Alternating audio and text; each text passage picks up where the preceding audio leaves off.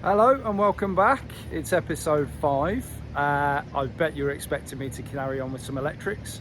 I will get onto that, but first, the windows are in, finally.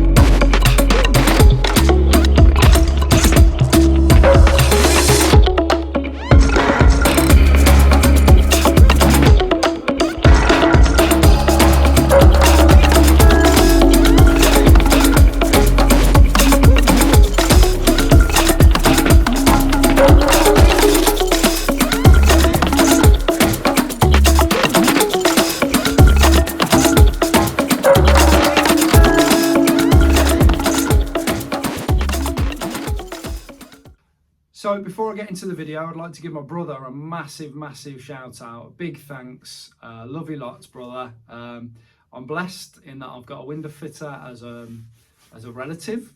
He messaged me the night before, said, Martin, your windows are ready. I'm going to collect them tomorrow morning and bring them over. Caught me completely off guard. I was planning on getting my electrics finished, but to be honest, the plug sockets can wait because I've been waiting for this now for so long. It's completely transformed the space. It feels like a room now, a usable space.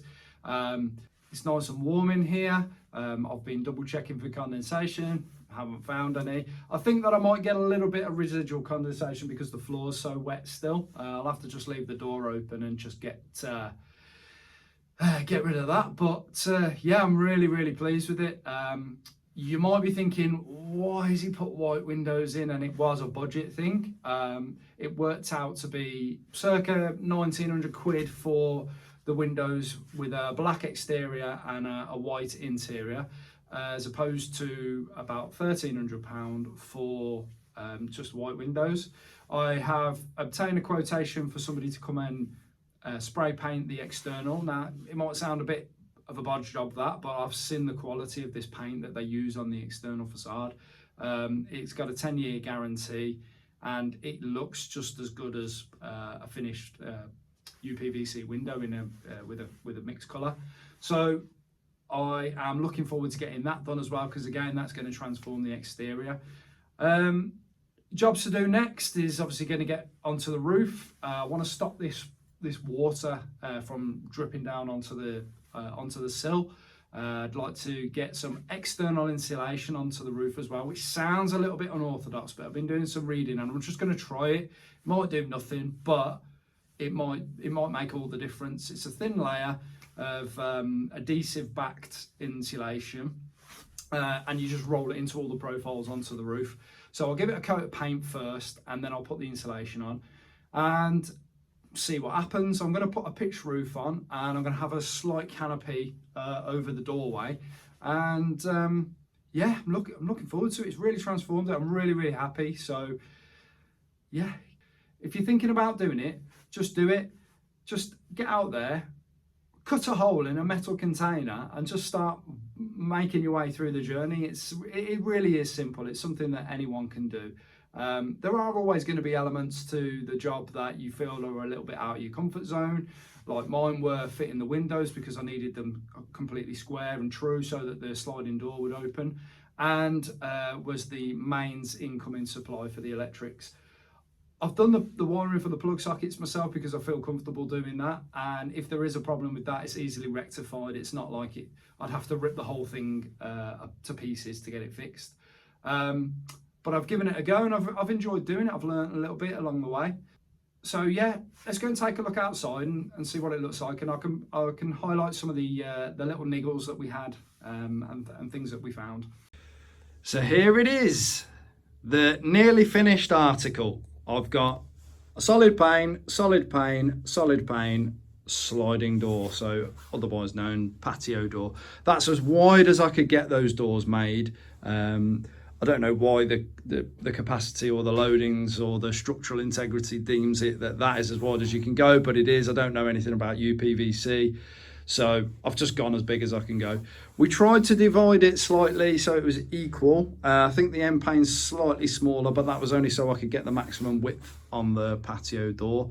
There is trickle vents at the top, which will remain permanently open just to provide a bit of airflow. This will all be dressed up. Obviously all the walls and everything are yet to be dressed up, but I've got to focus on the roof and the external cladding before I get onto that. You'll notice the floor is still a little bit damp, but that was because yesterday as we were putting it in, it decided to hammer it down with rain, which was fun. And as always, the water was dripping off the roof, but no more water ingress. I checked it and there's no worse than it was yesterday. So that's the inside. So here it is externally, and I'm sure you'll agree it is starting to look more like a room. Obviously still got a bit of painting left to do and chopping away some of the foam filler, but generally speaking it's all gone in nicely, nice and square.